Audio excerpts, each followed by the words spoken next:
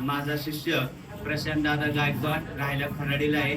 तो जसं त्याच्या मनात माझ्याबद्दल जी भक्ती भावना आहे, तर माझी एवढीच इच्छा आहे आई काळूबाईच्या चरणी असं सर्व शिष्यांची आपल्या गुरुबद्दल प्रेम भावना आणि तशी श्रद्धा असावी. जसं आता त्याचे पण शिष्य आहेत, त्याच्या शिष्यांची पण त्याच्याबद्दल खूप छान श्रद्धा भावना आहे. जसं इतर शिष्यांची पण आपल्या गुरुच्या बद्दल छान श्रद्धा असावी, चांगली भावना असावी.